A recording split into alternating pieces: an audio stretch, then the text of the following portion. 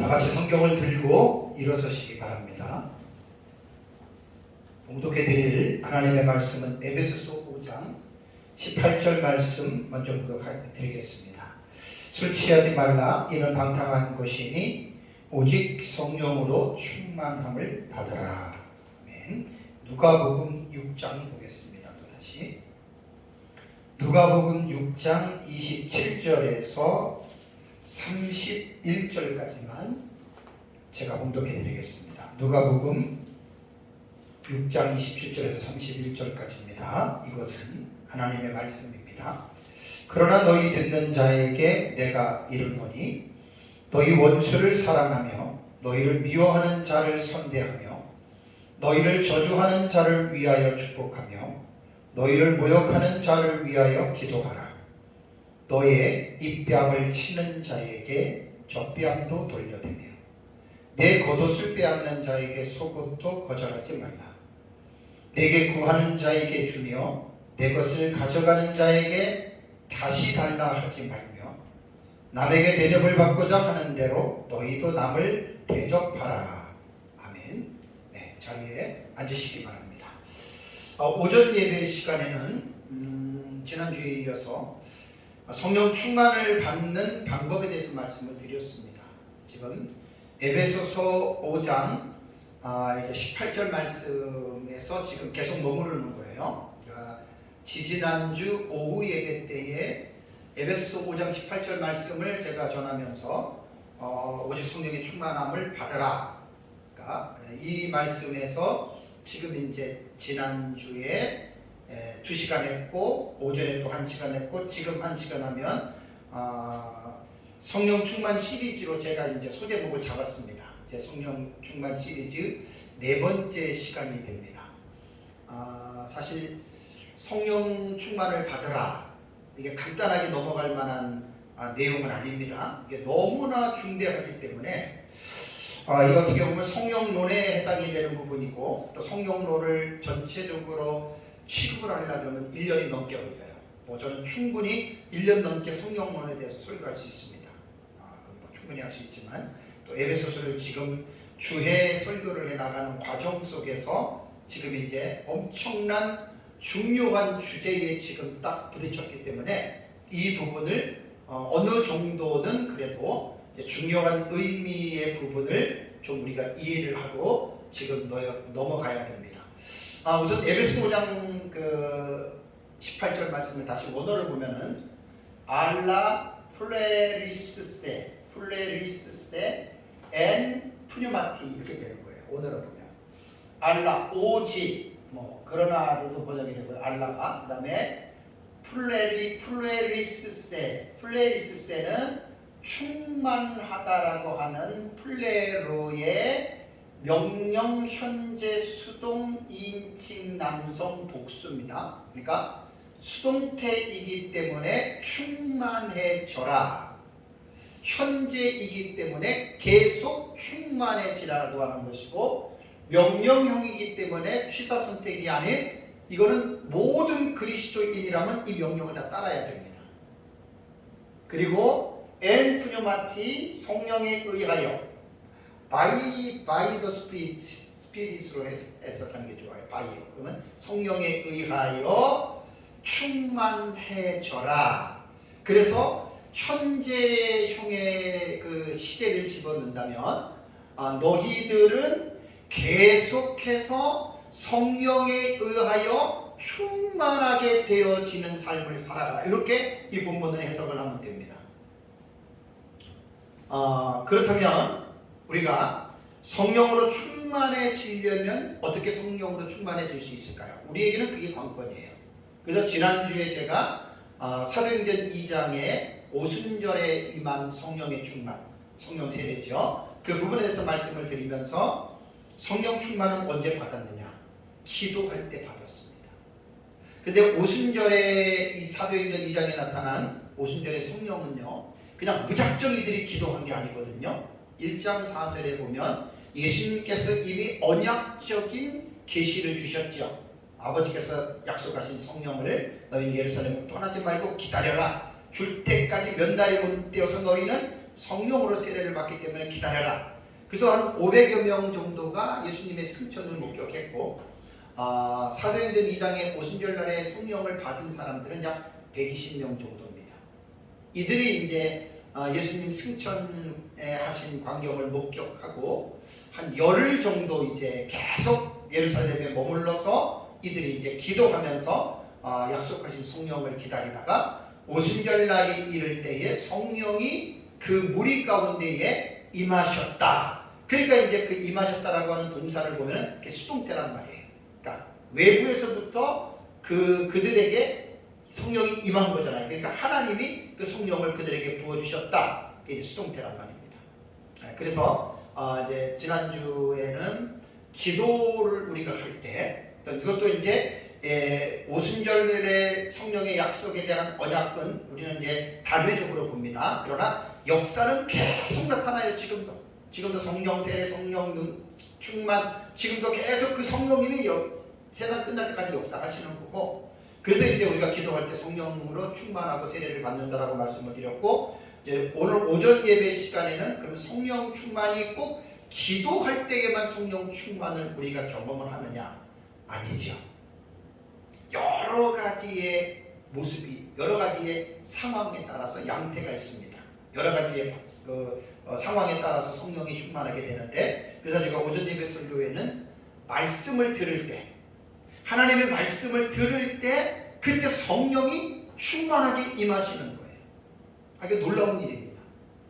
그래서 이제 이 성령 충만에서 우리가 성령 충만을 받는 방법 중에 하나가 이제 말씀을 들을 때, 이곳 예배입니다. 예배. 그러니까 설교자가 예배를 인도하지요. 정말 성령에 충만하여 말씀을 연구하고 성령에 충만해서 말씀을 전하면 듣는 자들도 성령께서 충만하게 역사하십니다. 저는 이 부분을 강조를 한 거예요. 오전에. 그래서 말씀 충만과 성령 충만은 같은 말입니다. 단어는 달라요. 그렇지만 의미는 같이 봐야 돼요. 왜? 말씀 충만이 성령 충만이고 성령 충만이 말씀 충만인데 성령과 말씀을 떼어지지 않습니다. 나누어지지 않습니다. 이게 개역 신학자들이 성령을 연구한 결과예요. 저는 이 연구를 존중합니다. 누가 뭐라 그래도 저는 이 연구를 존중합니다. 동전의 앞뒤의 양면과 똑같아요. 말씀과 성령은 절대로 떨어지지 않고, 말씀이 없는 성령 집회, 은사 집회 그거 다 가짜입니다. 거긴 귀신들이 엄청나게 회방을 놓고 역사하는 집회입니다. 은사 집회는 성경적으로 그건 옳지 않습니다. 왜냐하면 그런 부작용들이 얼마나 많이 나타나는지 몰라요. 그래서 우리 개혁주의는, 개혁신학은 하나님의 말씀을 높이는 신학이기 때문에 설교자가 하나님의 말씀을 잘 풀어서 가르치고 그 설교자가 설교할 때에 성령이 임하시고 성령이 역사하시면 그 예배 시간에 분명히 성령의 세례도 임하고 성령의 충만도 임합니다. 저는 이건 33년 목회를 하면서 확실하게 제가 경험을 하고, 누가 뭐라 그래도 저는 이 주장에 대해서는 저는 굽히지 않습니다. 오히려 은사 사역을 하는 펜타코스트 쪽에서 말씀 무시하고 성령 한다 그러면 그거는 내가 지지 않아요. 그건 잘못된 거예요. 그건 거기는 내가 확고하기 때문에 제가 이제 이러한 부분에 대해서 말씀을 드립니다. 자, 그렇다면 성령 충만은 성령 세례는 이제 구원을 받는 거잖아요. 예수님 회개하고 구원 받는 건데, 그러면 구원 받는 그것만 성령 충만이라고 이야기를 하느냐? 아닙니다. 그것만 성령 충만을 말하는 게 아니라 계속해서 2주, 지난주하고 지지난주부터 성령 충만에 대해 이야기를 할 때, 제가 설교할 때 본문 안에서 계속 얘기를 했잖아요. 오전에도 인간의 지성이 있고 감성이 있고 의지가 있어요. 인격이라고 할 때는 무엇을 알 수 있는 그 지성적인 부분과 또 감정적으로 느낄 수 있고 의지적으로 행동할 수 있는 그 지정의가 살아계신 인격적인 성령 하나님에 의하여 지배를 받는 거예요. 지시를 받는 거예요. 인도를 받는 거예요.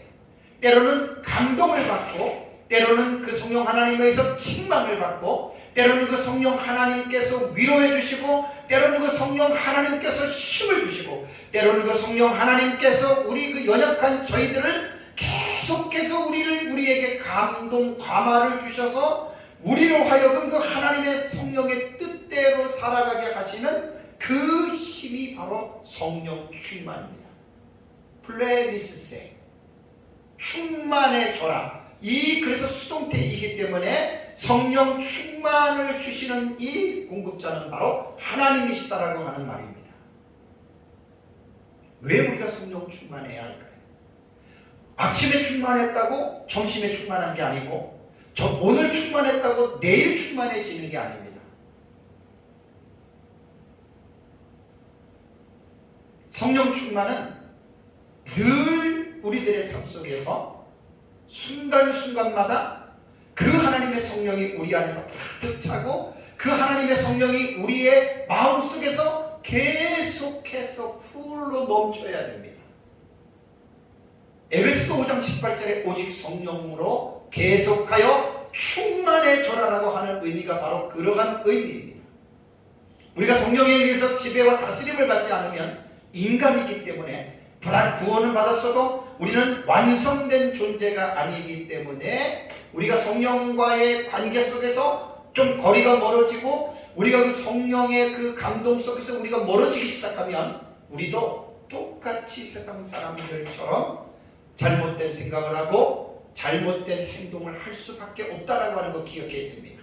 목회자들도 성도들도 얼마나 많은 사람들이 구원받았음에도 불구하고 구원받지 않는 사람들이 하는 행동을 하고, 어떤 경우에는 구원받지 않는 사람보다 더 악한 일을 행하고 있지 않습니까? 그 원인이 다 성령으로 충만함의 지시를 받지 않아서 그런 거예요.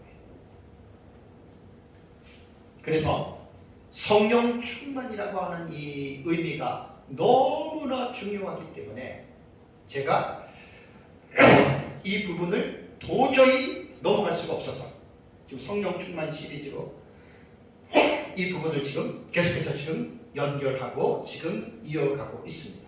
그래서 성령 충만은 어느 한순간에 완성되는 게 아니고 사는 날까지 계속해서 끌어넘쳐야 돼요. 우리가 이제 냄비 같은 거 보면 아시잖아요. 불을 붙여놓으면 죄송합니다. 불을 붙여놓으면 냄비가 끓잖아요. 죽 같은 거 끓일 때 우리가 알잖아요. 불이 좀 세면은 막 끌어넘치잖아요. 또 불을 탁 끄면은 또 탁 치거든요.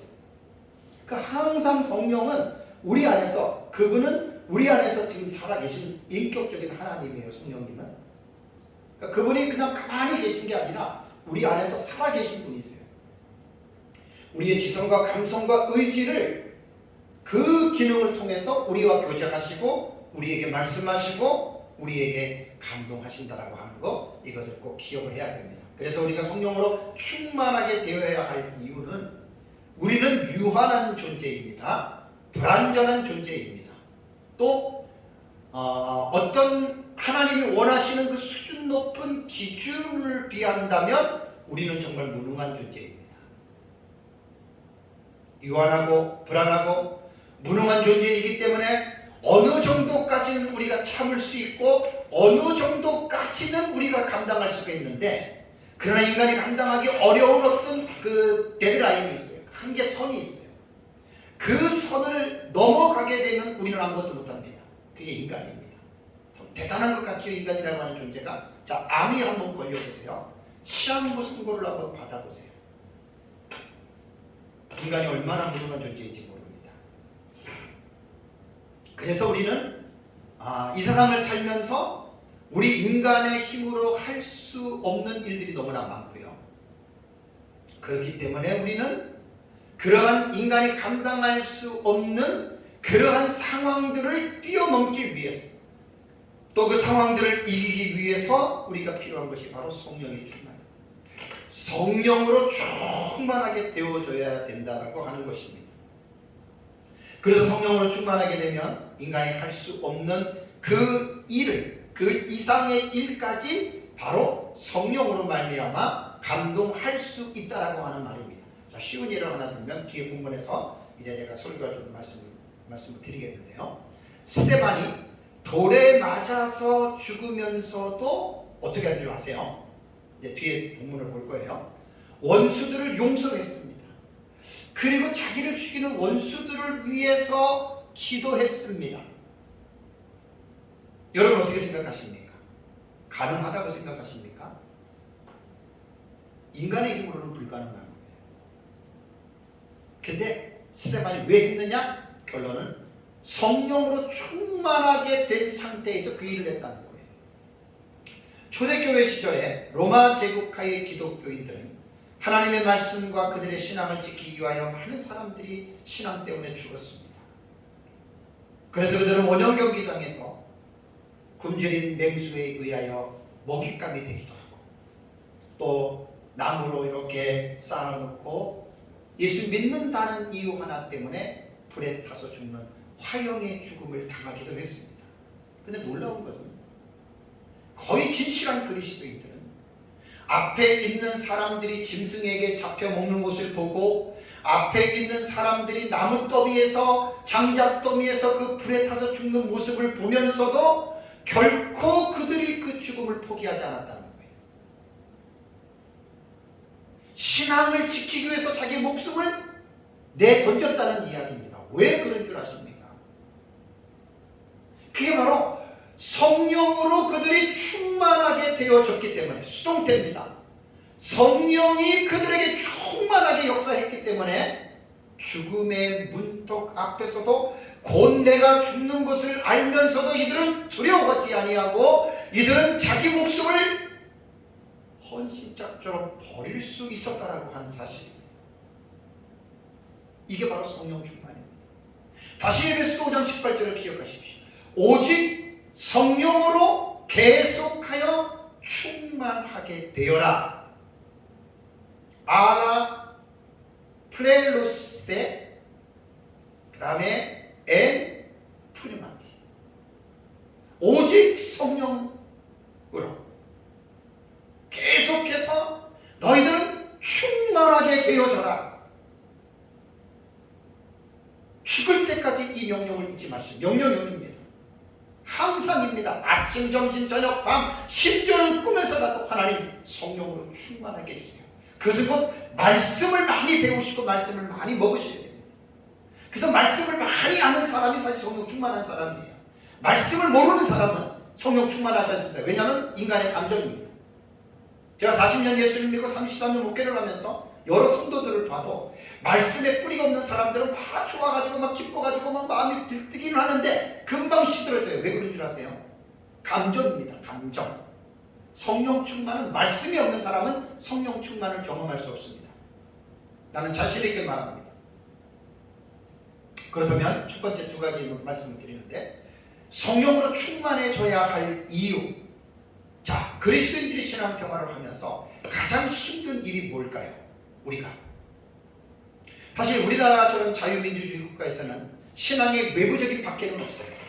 초대교회 시절만 해도 로마 제국하에서 기독교는 황제 숭배를 강요하는 로마 제국하에서 엄청난 외적인 핍박을 받았죠. 정말로 힘든 일입니다. 근데 우리나라 같은 경우는 지금 그런 게 없습니다. 그러나 우리 외국의 같은 경우를 보면 이슬람권이라든가 그 다음에 불교권이라든가 그 다음에 힌두교권에 대한 이런 나라들을 보면 기독교인들이 지금도 엄청나게 힘들고 엄청나게 지금 박해를 받고 있습니다. 그러니까 우리나라는 이게 어떻게 보면 딴 나라 이야기잖아요. 그렇죠? 신앙 때문에 박해를 받는다는 게 우리나라는 딴 나라 이야기인데 우리나라에서 신앙생활할 때 가장 지금 힘든 게 뭡니까? 우리는 이제 외부적인 박해는 우리 어떤 정치적인 이데올로기가 자유민주주의를 지향하기 때문에 우리에게는 그 핍박이 없습니다. 그럼 우리에게 가장 힘든 게 뭡니까?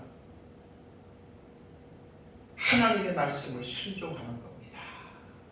하나님의 말씀을 순종하는 것이 신앙생활에서 제일 힘든 거예요.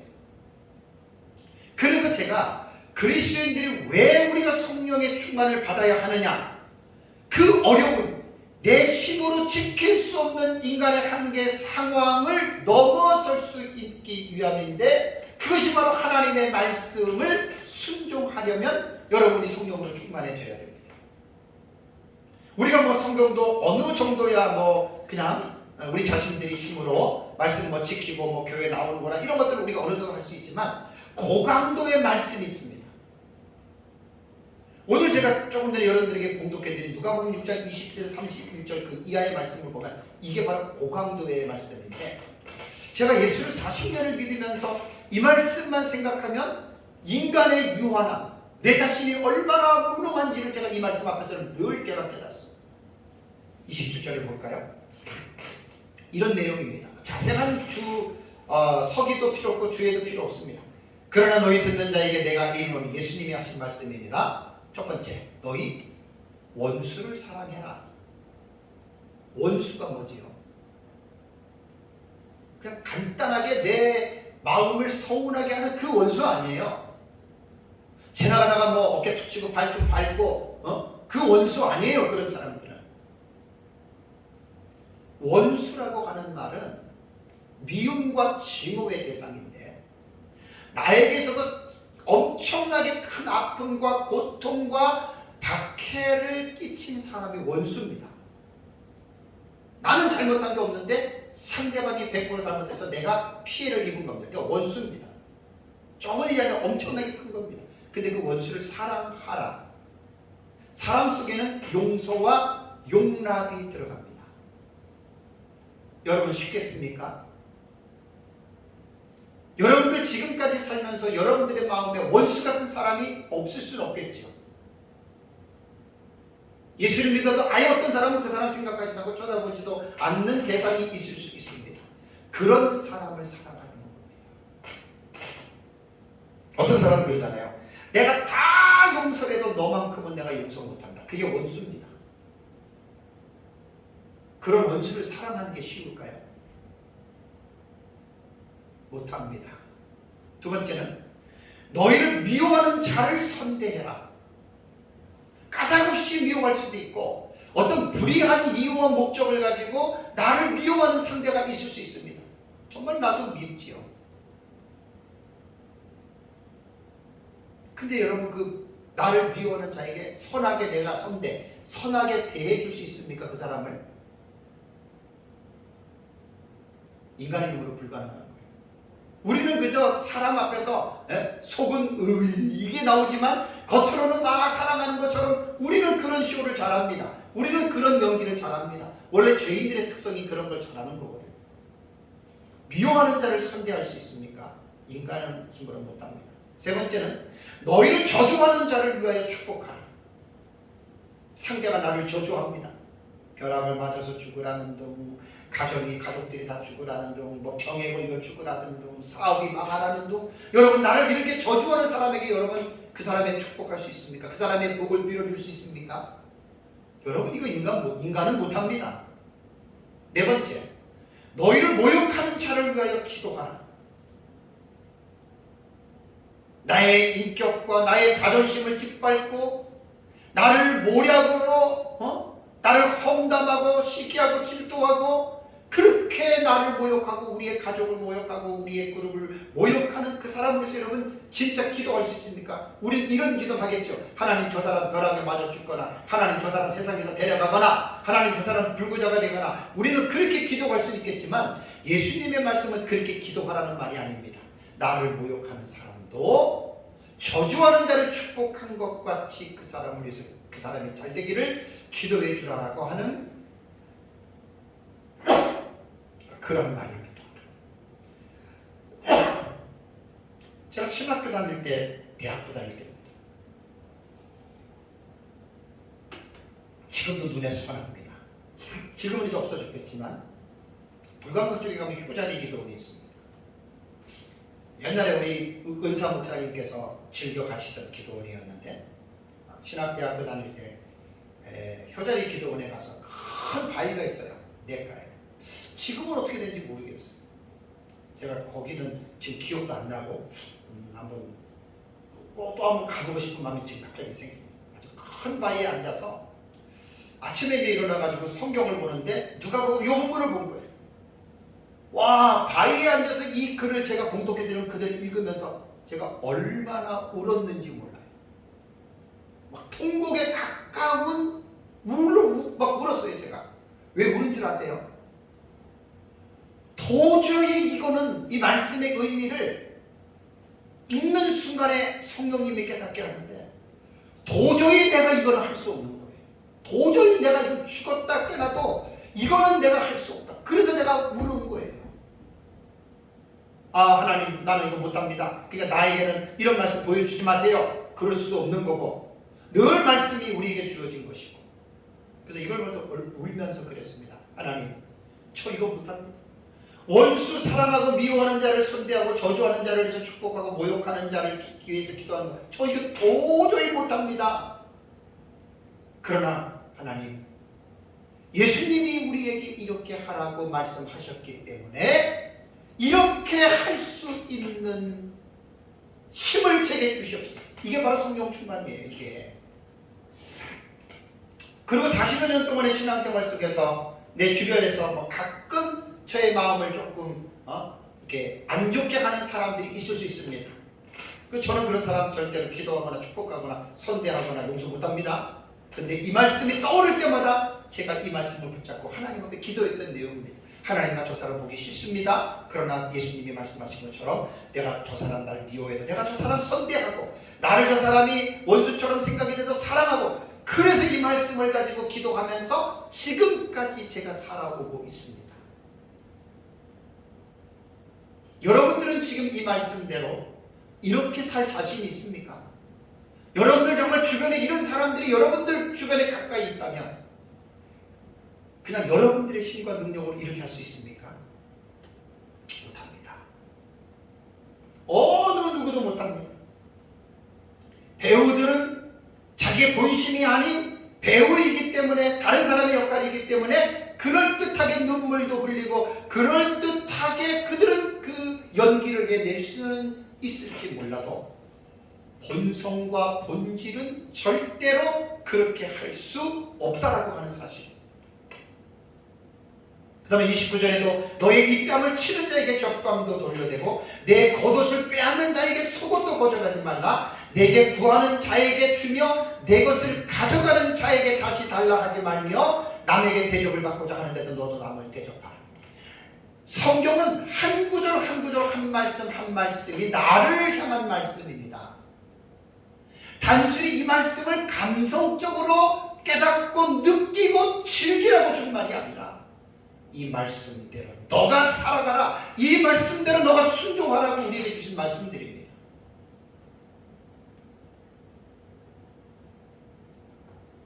저는 이 말씀을 생각할 때마다 하나님 앞에 죄인 중에 계시고 목사임에도 불구하고 이렇게 못합니다. 저는 아니, 도저히 못합니다. 그래서 이러한 시츄에이션이 저한테 딱 닥치면 저는 기도합니다. 하나님, 내가 지금 이런 상황에 처했습니다. 부족한 좀 불쌍히 여기셔서 하나님의 사랑을 부어주시고 주님의 그 자비와 주님의 긍휼과 주님의 넓은 마음을 제게 부어주시고, 이 기도가 바로 성령으로 충만하게 해달라고 하는 기도입니다. 놀랍게도 지금까지 이러한 일을 여러 번 수도 없이 겪으면서 이 말씀을 내가 잊지 않고 있는 한 해는 계속 이 말씀 붙잡고 기도했습니다. 지금도 마찬가지입니다. 그런데 놀랍게도 하나님이 이 말씀대로 저에게 감당할 수 있는 힘을 그때마다 주셔서 제가 나를 미워하는 사람하고 다투거나 충돌하거나 그러지 않았습니다. 신앙생활하면 여러 가지로 상대방에 의해서 오해를 받습니다. 제가 종말론을 좀 역사적 전천년으로 종말론을 연구하다 보니까 사상이 다른 사람들하고 의외로 부딪히고, 이거 하나님이 다 아세요. 하나님이. 제가 뭐라고는 안 하겠어요. 하나님이 다 아시는 일이기 때문에 여러분들에게 내가 무슨 동의를 구하고 알리고 싶은 마음은 없는데 하나님이 잘 아세요. 얼마나 힘들었는지 모르는데 인간적으로. 그리고 종말론을 깊이 있게 연구하다 보니까 이게 그럴 문제가 아니에요. 요한계시록 독법 책이 나오면 거기에 다 웬만한 내용 다 들어갑니다. 어쨌든 우리가 성령으로 충만하게 되어야 할 이유는 인간의 힘으로는 도저히 할 수 없는 불가능한 그 상황을 뛰어넘기 위해서 그렇습니다. 지난주 수요일날 제가 여러분들에게 말씀드렸잖아요. 우리 존경하는 우리 서남아시아의 그 지역장으로 계신 우리 김광선 선교사님, 저희 선배 우리 목사님이신데 참 훌륭합니다. 이번에 이제 그 인도에서 사역에 대해서 제안에도 좀 듣고 그랬는데 한센인 사역을 하고 있습니다. 한센인들. 그러니까 아마 우리나라와 상황이 달라서 인도에는 말할 수 없는 뭐 후진국이잖아요. 말할 수 없이 어렵잖아요. 그 천민들이 사는 데는 막 손에 피가 흐르고 고름이 나고 뭐 신체적인 그 기형아들이 너무나 많고, 근데 거기를 한 달에 한 번씩 가신답니다. 그래서 내가 물어봤습니다. 선교사님, 그러면 그 사람들에게 그 한센인 병이 이렇게 옮거나 그러지 않습니까? 없는데요. 근데 말씀을 해주시더라고요. 거기만 가면 그렇게 마음이 편안해진대요. 그리고 음식을 그들하고 같이 먹어요. 그 사람들이 해준 음식을 같이 먹고 맛있을 때는 막 더 달라 그러고, 그리고 이제 선교사 목사님이시기 때문에 이 사람들이 전도하기 위해서 가는 거잖아요. 기도해달라고 그러면 선교사님이 그냥 앞에 놓고 기도하는 게 아니라 그 고름나는 그 손을 잡고, 때로는 안고, 그 한센인 환자들을 놓고 정말로 그들을 위해서 기도한다는 거예요. 그런데 놀라운 게 뭔지 아세요? 한센인 병이 고쳐지지 않는지 모르지만 다른 여러 가지의 질병들 내지는 때로는 귀신에 걸린, 귀신 들린 사람들 가운데에 많이 하나님께서 치료해 주신대요. 그리고 이제 사역 마치고 기본적으로 손만 딱 씻고 나오는 거예요. 그러면서 이제 그곳에 가는 것이 기다려지고, 거기에서 항상 그 마음만 딱 들어서면 마음부터가 벌써 달라진대요. 편안하고 두려운 생각들이 사라지고. 제가 그래서 그 말씀을 듣는 중간에 제가 선교사님한테 이번에 지난주에 만나서 이 말씀을 제가 드렸습니다. 지금 제가 에베소로 지금 설교를 하는 중에 있는데, 에베소 5장 18절에 그런 너희는 성령으로 충만하게 되라, 이 부분 앞에서 제가 지금 넘어가지 않고 계속 설교하고 있습니다.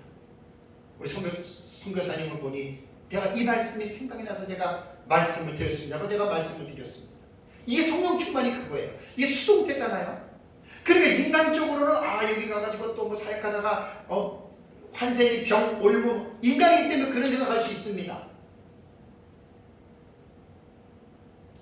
마음이 약한 사람들은 그런데 못 갑니다. 그 놀랍게도 그 동네만 들어서면 그렇게 마음이 편안. 여러분, 그게 바로 플레리스세, 성령으로 충만하게 되어라, 충만하게 되는 겁니다. 그 순간이지만 거기 들어가면 하나님이 충만하게, 그 하나님의 성령이 선교사님의 마음속에 편안함과 안정감과 그런 마음을 부어주시는 겁니다. 왜 우리가 성령의 충만함을 받아야 하는 줄 아십니까?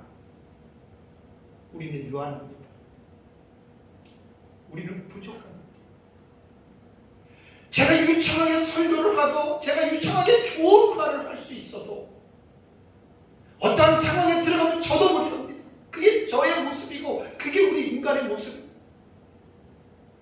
여러분들이 어떤 사람에게 내가 잘해줘야지, 내가 미워하지 말아야지 하면서도 우리가 속일 수 없는 것은 하나님의 성령의 도우심과 하나님의 성령의 역사가심이 없으면 우리는 나도 모르게 그 사람을 미워하고 나도 모르게 그 사람을 정죄할 수가 있습니다.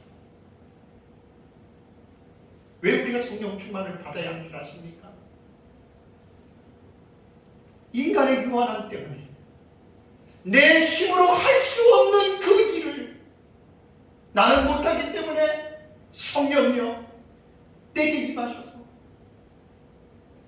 하나님의 말씀대로 내가 두려워하지 않고 미워하지 않고 용서하고 사랑할 수 있는 마음을 성령으로 충만하게 되어지게 해 주시옵소서. 이게 기도입니다.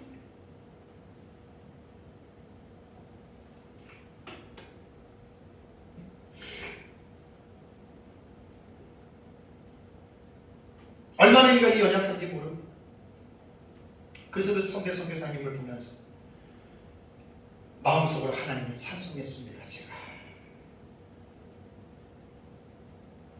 그러니까 우리는 성령의 충만함이 없이는 우리는 그냥 기본적인 삶만 그냥 살아가는 거예요. 목사로서, 성도로서 성령이 충만하지 않으면 그냥 인간이 할 수 있는 그 선에서만 겨우 그저 살아가는 거예요. 목사가 겨우 그냥 설교만 하고, 그것도 그냥 힘들게 그냥 바둑바둑 하는 거고, 목회도 그냥 힘들게 그냥 그렇게 하다가 결국 천국 갑니다. 성도도 마찬가지입니다. 그러나 순간순간 부족하고 연약할 때마다 에베소 5장 18절에 성령으로 충만하게 되어라라고 하는 이 말씀대로 하나님에게 성령 충만을 구하고 하나님의 성령이 그 사람을 충만하게 부어주기 시작하면, 그리고 그 자기 속에 하나님의 성령이 충만하게 임하기 시작하면 인간의 한계를 뛰어넘는 기적을 경험하게 됩니다. 내가 도저히 저 사람 포용할 수 없고 도저히 내가 저 사람 용서할 수 없는데 갑자기 그런 마음이 주어졌다. 갑자기 그런 마음이 생겼다. 내가 모든 것을 낙심하고 포기하고 이제는 이제 모든 것 끝났다라고 내가 절망하는 순간에도 하나님의 성령이 우리에게 부어주면 그 절망하는 마음들이 소망의 마음으로, 희망의 마음으로, 그 마음이 다시 한번 여러분 불일 듯 일어나게 됩니다. 왜 그렇지요? 내게서 무슨 선한 것이나 내가 무슨 잘나서 여러분 내게 그런 것이 나오는 줄 압니까? 아닙니다. 성령이 나에게 임하셔서 그 성령이 나에게 플레로 가득 차게 넘치게 그 성령이 나를 통해서 위로하시는 겁니다. 제가 에베소서 5장 18절에 오직 성령으로 충만하게 되어라, 왜 이 부분을 지금 계속 머무르고 있는 줄 아십니까? 그냥 토픽으로서 여러분 성령으로 충만하게 받으시고 성령으로 충만하게 하십시오 이러고 넘어갔다면, 이 중요한 how to do, 어떻게 성령으로 충만하게 되어지는지 이걸 모르고 그냥 통과하는 거예요. 20년, 30년, 40년 예수를 믿어도 하나님의 성령의 충만함이 무엇이고 하나님의 성령의 충만함이 내게 어떻게 주어지는지에 대한 이 부분을 알지 못하고 여러분 살아간다면 그냥 기본적인 차원에서만 신앙생활을 하는 것밖에 안 됩니다. 제가 40여 년 예수를 믿으면서 내 자신이 얼마나 부족하고 얼마나 무능한지를 저는 적절하게 깨닫고 살아갑니다.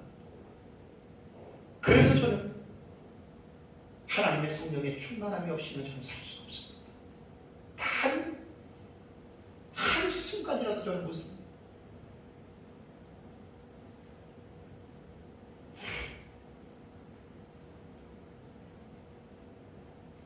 이제 에베소서 5장으로 제가 넘어가면은 22절 넘어가면 가정에 대한 부분이 나옵니다.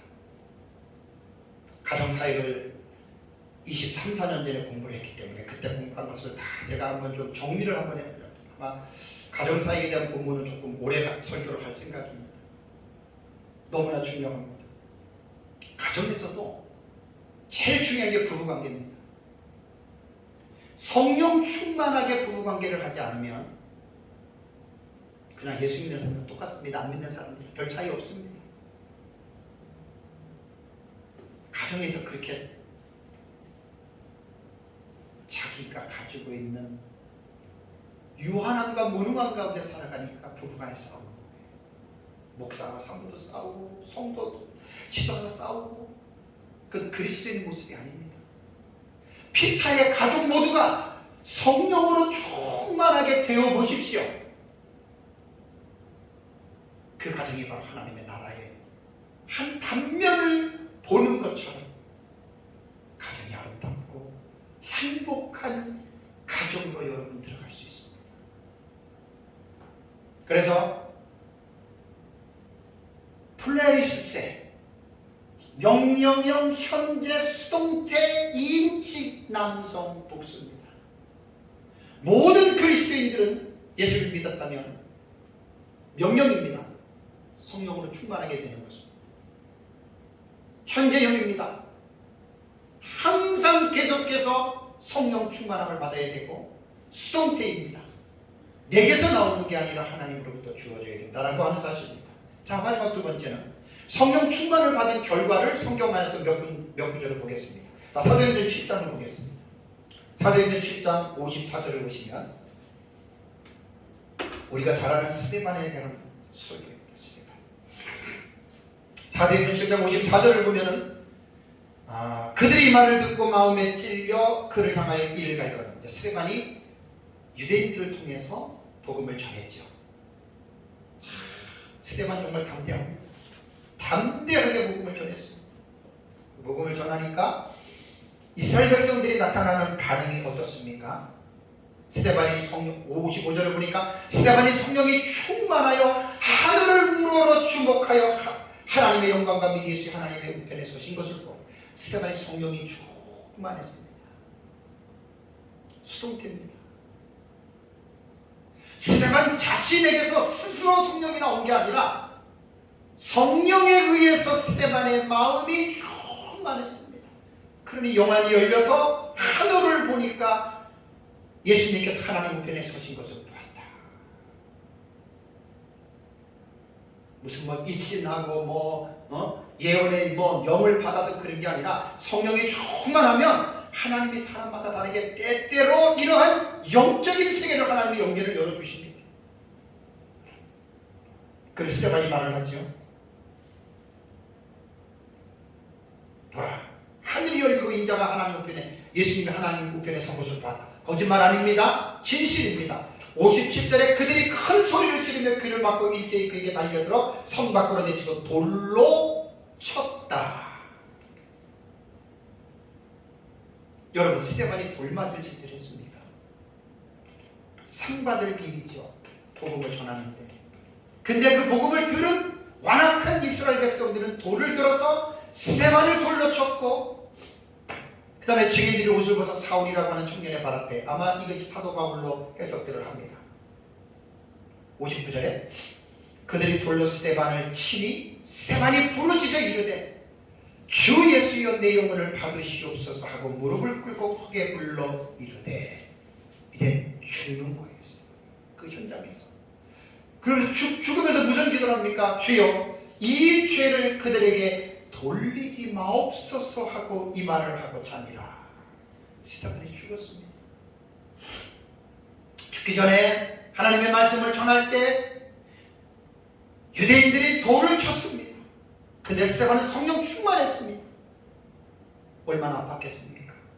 머리가 다 깨지고 온몸이 상상을 한번 해보십시오. 원수도 그런 원수가 어디 있겠습니까? 근데 스데반은 이 죄를 그들에게 돌리지 말아달라. 하나님 용서해달라. 아까 누가복음 6장 보셨죠? 너희 원수를 생각하고 너희를 저주하는 자를 위해서 축복하고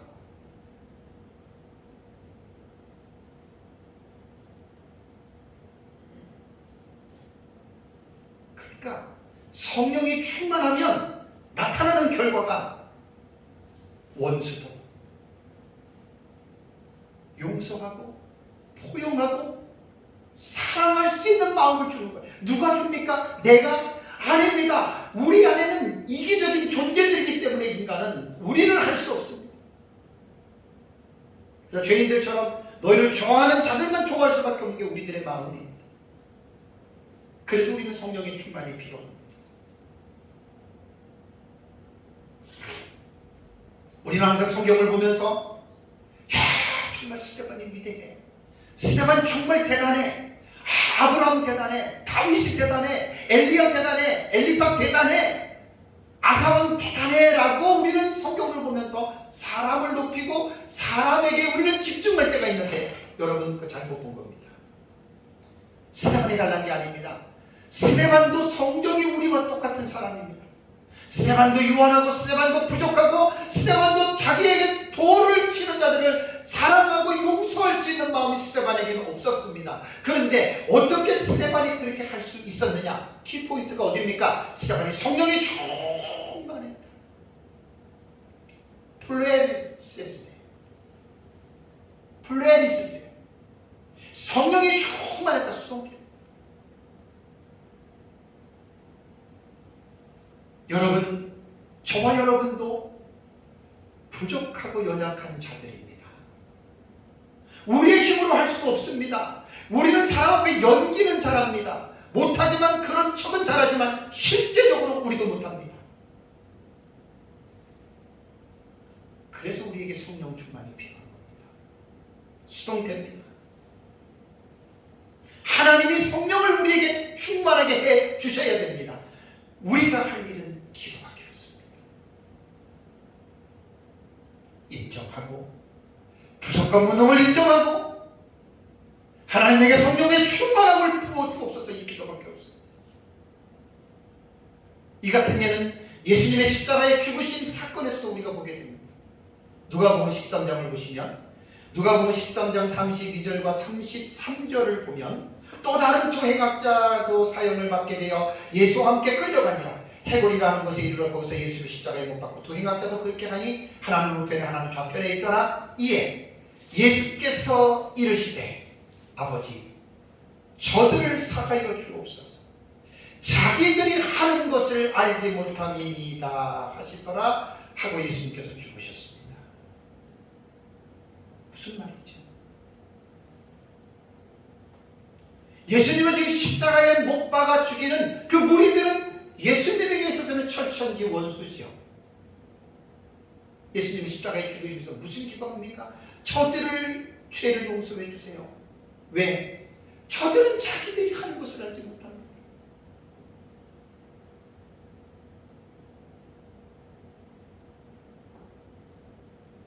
여러분, 예수님의 삶은 삼위일체 하나님이시기 때문에 성부와 성자와 성령이잖아요. 참 이 삼위일체 교리가 상당히 깊고 오묘한 진리이기 때문에 이 삼위일체 교리를 잘 이해하면서 우리는 성경을 읽어 나갈 수 있어야 됩니다. 예수님은 제3위 하나님에서 제2위 성자 하나님이시지만 인간의 몸을 입고 오셨기 때문에 인간과 철저히 같은 레벨에 있는 존재입니다. 다만 죄는 없으십니다. 인성을 100% 인성을 입으시고 100% 신성을 소유하신 신인 양성 이인격을 가지신 분입니다. 두 가지 성질을 가지고 오셨다는 말입니다. 근데 예수님의 삶을 보면 철저하게 하나님의 성령에 예수님이야말로 완전 퍼펙트한 100%로 예수님은 성령 하나님의 충만에 의해서 예수님이 사셨습니다. 자, 요한복음 8장을 한번 보세요. 시간이 요한복음 8장 28절을 보면 이제 몇 구절을 봅니다. 자, 이에 예수께서 이르시되 너희가 인자를 든 후에 내가 그인 줄 알고 또 내가 스스로 아무것도 하지 아니하고 오직 아버지께서 가르치신 대로 이런 것을 말하는 줄도 알리라. 이 말씀의 중요한 내용은 뭐지요? 아버지께서 가르치신 대로 나를 한다 이거예요. 내 마음대로 내 자의대로 한다는 말이 아닙니다. 자, 요한복음 8장 42절 보세요. 8장 42절에 예수께서 이르시되 하나님이 너희 아버지였으면 너희가 나를 사랑하였으리니 이는 내가 하나님께로부터 나와서 왔으리라. 그 다음에 뭐라 그랬습니까? 나는 스스로 온 것이 아니요 아버지께서 나를 보내신 것입니다. 성부 하나님에게 철저하게 예속해서 성부 하나님의 명령대로 성부 하나님의 뜻대로 성자 예수 그리스도는 사람의 몸을 입고 사람의 몸을 입은 예수 그리스도께서는 성부 하나님의 뜻대로 성령 하나님의 역사로 그대로 온전하게 순종하셨다. 내 스스로 온 것이 아니다. 그 성자 예수는 성부 하나님의 영광을 온전히 돌리고 자신이 영광을 구하지 않았습니다. 성령님도 자신의 영광을 구하지 아니하고 오직 성부 하나님과 성자 예수님에게만 영광을 돌렸습니다. 이것이 삼위 하나님 간에 이루어지고 있는 아주 놀라우신 하나님과의 그 관계성입니다. 제가 사도신경 설교할 때 삼위 하나님의 그 관계성에 대해서 설교를 했는데 참 그 대단히 중요한 말입니다. 다음에 요한복음 12장 보십시오. 요한복음 12장 49절.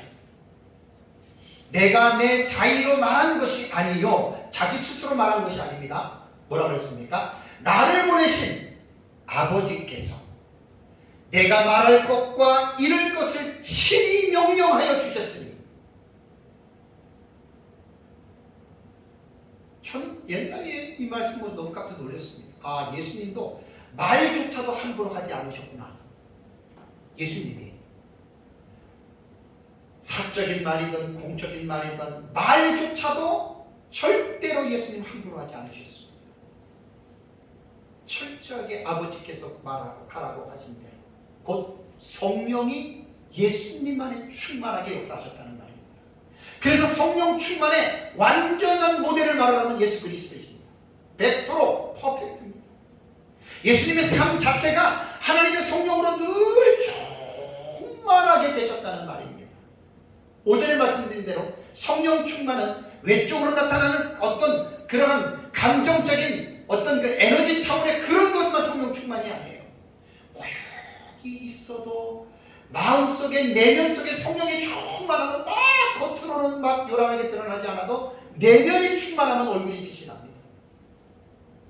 마음이 안정되고 기쁘고 즐겁고 평안하고 그게 다 성령에 의해서 이루어집니다.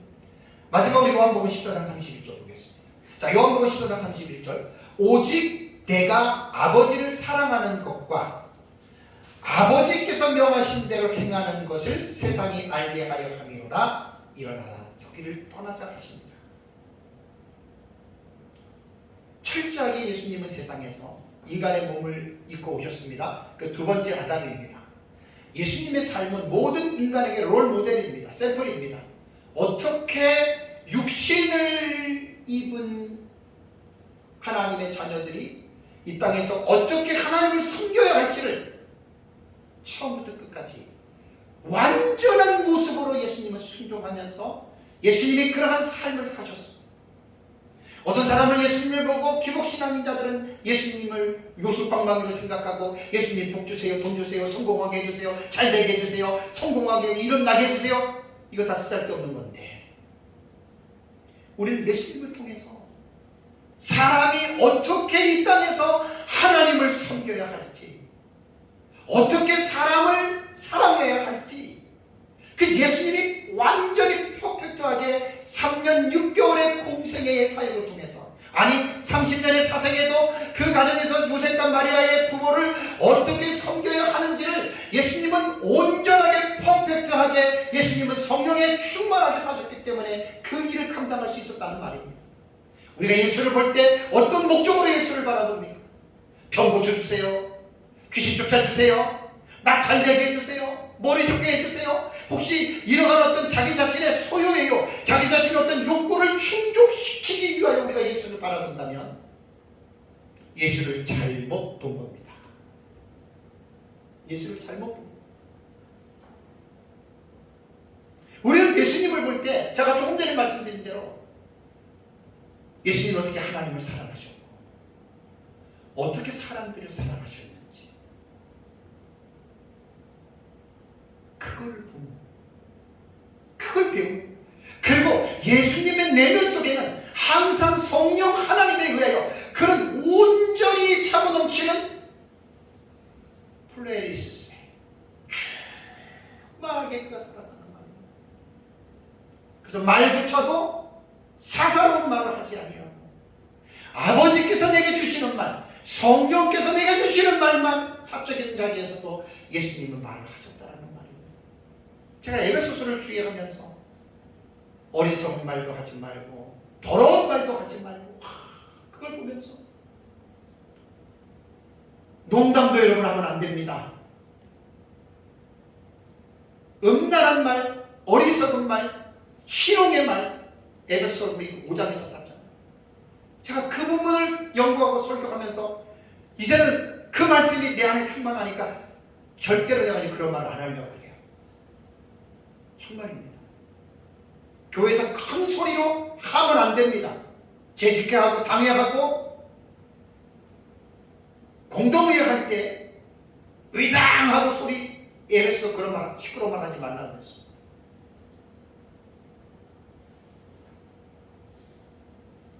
요한복음을 제가 보면서 아버지께서라고 하는 이 단어가 파테르라고 하는 말이에요. 아버지 파테르. 이 단어가 47번 나와요. 그러니까 우리말 성경에서 선구사전에서 딱 치니까 요한복음에서만 47개 뜨고 요 아버지께서를 찾아보니까 헬라어 파테르입니다. 이 명사가 주격 남성 단수입니다. 주격으로 다 쓰여졌습니다. 아버지께서. 그러니까 예수님은 철저하게 인간의 모습을 제2위의 하나님이시긴 하지만 철저하게 사람의 몸을 입고 오신 그분께서 철저하게 아버지를 존중하고 아버지를 경외하고 아버지께서 하라고 하시는 거기에만 절대적인 순종을 하셨다라고 하는 이 사실을 보면서 그렇게 될 수 있는 가능한 것이 뭔지 아십니까? 성령으로 충만하게 되셨기 때문에 그렇다는 말입니다.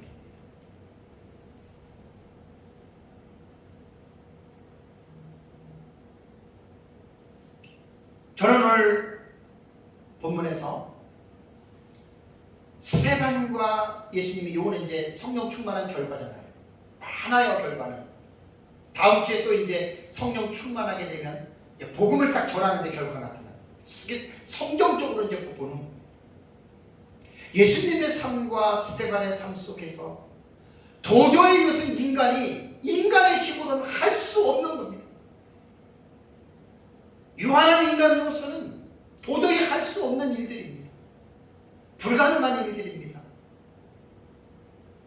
근데 어떻게 스데반이 자기를 돌로 치는 원수들의 죄를 그들에게 돌리지 말라. 솔직히 제가 옛날에 원당에서 개척할 때 뺨을 맞은 적이 있어요. 우리 교회 나온 성도님 한 분이 남편이 알코올 중독자고 이제 벌써 돌아가셨는데 내가 그 성도님한테 예수 믿으면 주의를 무슨 일이 있어도 지켜야 됩니다. 신앙생활 잘해야 됩니다. 그래서 남편한테 얘기를 했다가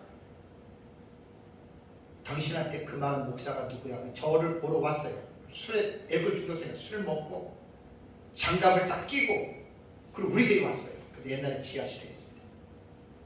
당신이 장모 목사야? 그래서 예. 네가 뭔데 내 아내한테 그러면서 뺨을 탁 때리는 거예요. 뺨을. 그리고 저거를 뭐라 하냐? 너 원당 바닥 떠나. 안 떠나면 내가 너 죽여버리겠어. 와, 참. 그때 제가 원당에서 그때 1번 가던이었습니다. 1번. 교토의 김선식 선교사님. 아마 17, 18년?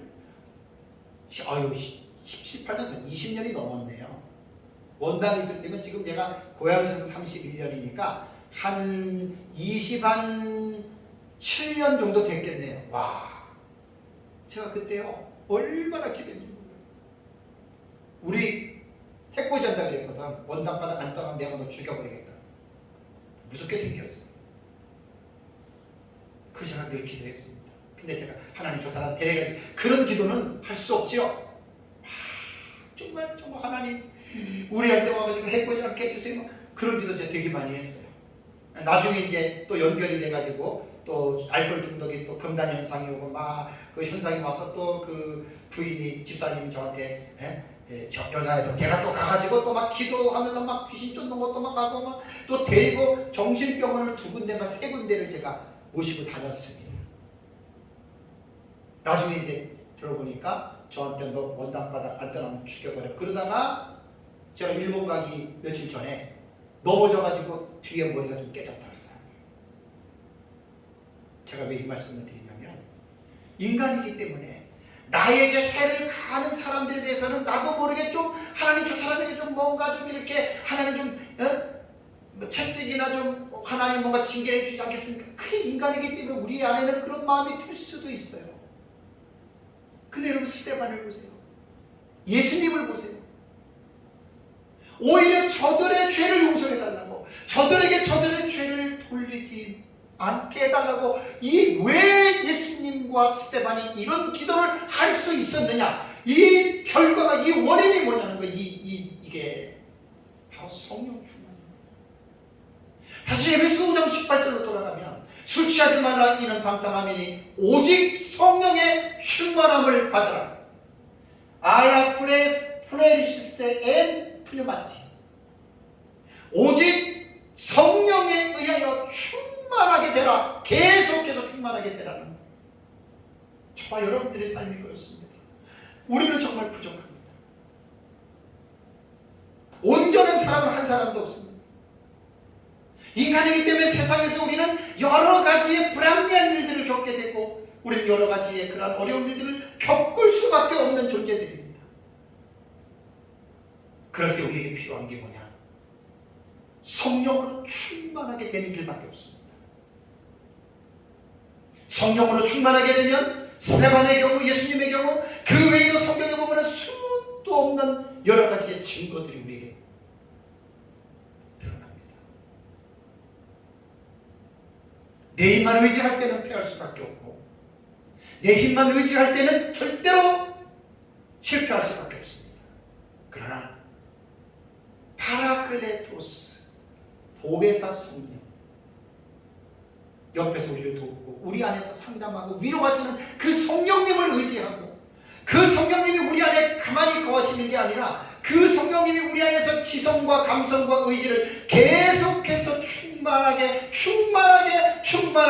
더 충만하게 성령이 우리에게 충만해지게 나타나면 저도 여러분들도 우리 스데반처럼 살 수 있고 예수님처럼 살 수 있고 계속해서 우리 안에 이런 성령이 충만한 가운데에 우리 안에 드러나게 된다면 우리도 그렇게 살 수 있습니다. 그것이 바로 에베소서 5장 18절이 오직 성령에 충만하게 되어라라고 하는 말씀이 이런 말씀이기 때문에 제가 계속해서 성령 충만 시리즈에 대한 설교를 지금 이어나가고 있습니다. 저도 그렇고 여러분도 그렇고 이러한 성령의 충만함을 죽을 때까지 한시라도 놓치지 말고 이런 충만한 삶으로 살아가시기를 주님의 이름으로 축복합니다. 다 같이 함께 기도하겠습니다.